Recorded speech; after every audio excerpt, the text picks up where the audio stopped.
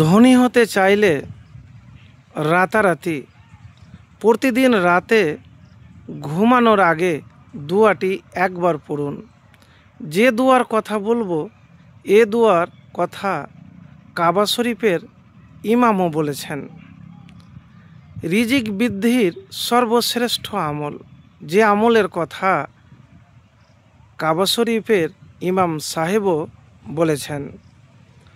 প্রিয় ভাই, দুনিয়াতে ধনী সবাই হতে চায়, কিন্তু সেই ধনী হতে পারে যার কর্ম ঠিক থাকে, আল্লাহর কাছে বারবার চায়, ভরসা রাখে।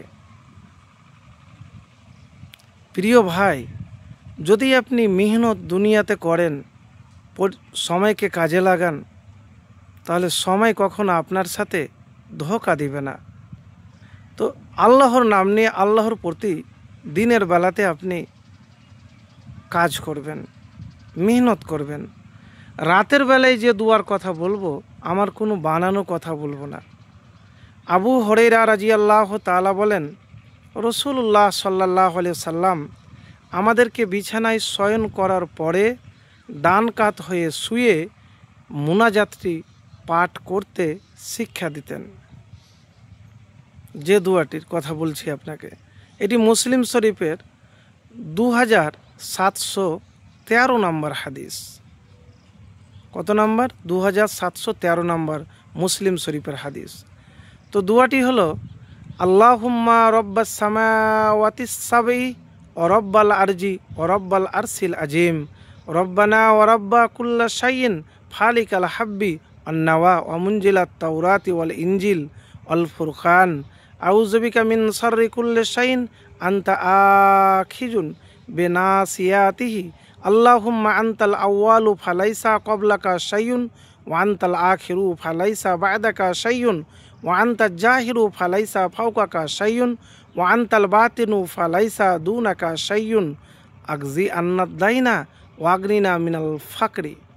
অর্থ হলো, হে আল্লাহ, হে সপ্ত আকাশের রব, জমিনের রব, মহান আরশের রব, আমাদের রব, আমাদের প্রত্যেক বস্তুর রব, হে শস্যবীজ ও আটি বিদর্ণকারী, হে তাওরাত, ইনজিল ও কোরআন নাজিলকারী, আমি প্রত্যেক এমন বস্তুর অনিষ্ট থেকে আপনার নিকট আশ্রয় প্রার্থনা করি যার মাথার অগ্রভাব আপনি ধরে রেখেছেন, নিয়ন্ত্রণ করছেন। হে আল্লাহ, আপনি প্রথম, আপনার পূর্বে কিছুই ছিল না, আপনি সর্বশেষ, আপনার পরে কোনো কিছুই থাকবে না। আপনি সব কিছুর ওপরে, আপনার ওপরে কিছুই নেই।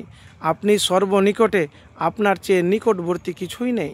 আপনি আমাদের সমস্ত ঋণ পরিশোধ করে দিন, আমাদের অভাবগ্রস্ততা থেকে অভাব মুক্ত করুন। এই দোয়াটি তিরমিজি শরীফও আছে দুটি বর্ণনা, তো আমি একটি বর্ণনার কথা বললাম।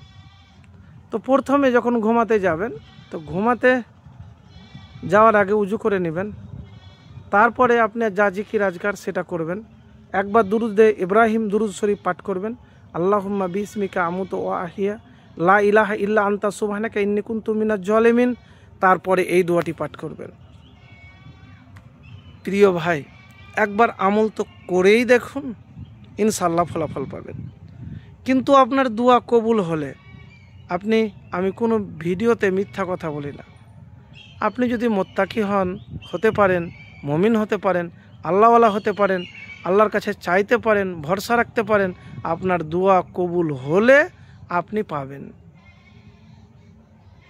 তো প্রিয় ভাই, একবার করে দেখুন।